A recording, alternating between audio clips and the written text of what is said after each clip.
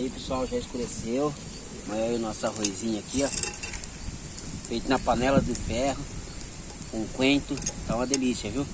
Vou até provar aqui.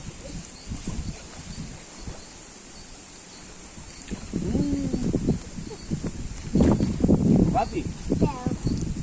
Sopra bem. Sopra. Ei, que delícia que tá esse arroz. Tá bom ou não? Uma delícia? Agora o pai vai tirar o arroz do fogo agora e mudar para linguiça aqui.